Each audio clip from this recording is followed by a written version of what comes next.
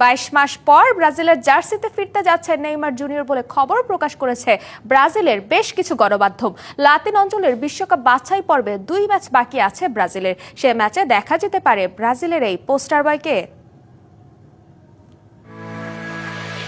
ব্রাজিলের সবচেয়ে বড় তারকা নেইমার জুনিয়র। বছরখানেক আগেও তাকে ছাড়া কল্পনাই করা যেত না ব্রাজিলের স্কোয়াডকে। গেল কয়েক বছরের মধ্যে লিওনেল মেসি, ক্রিস্টিয়ানো রোনালদোর মতো হতে পারতেন ফুটবলের সবচেয়ে বড় তারকা। তবে ইনজুরি দুর্ভাগ্যের মতো থাবা দেয় নেইমারের জীবনে। সবাই হয়তো ভেবেই নিয়েছিলেন ফুটবল ক্যারিয়ার শেষ এই ব্রাজিলিয়ান তারকার।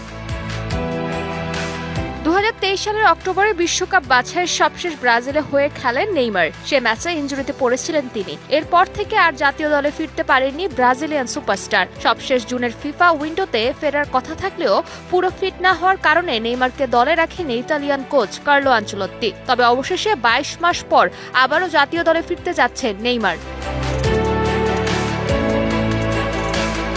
ইলেকট্রা এয়ার কন্ডিশনার কম বিদ্যুৎ খরচে দেবে অধিক শীতলতা আর সেভিংসও হয়ে যাবে। তাই ব্রাজিলিয়ান বেশ কিছু গণমাধ্যমের খবর অনুযায়ী কোচ কার্লো আনচেলত্তি নেইমারকে তালিকায় অন্তর্ভুক্ত করতে যাচ্ছেন, যা ফিফার কাছে পাঠাবে ব্রাজিলিয়ান ফুটবল কনফেডারেশন। নেইমার বর্তমানে ক্লাবের জার্সিতে ভালো অবস্থানে আছেন। 25 আগস্ট ব্রাজিল জাতীয় দলের আনুষ্ঠানিক স্কোয়াড ঘোষণায় থাকতে পারেন সান্তোস তারকা।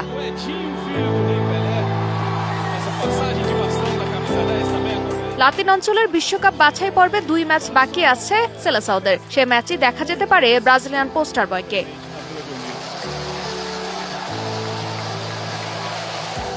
ফারজানা জাহান প্রিয়া, ডিবিসি নিউজ।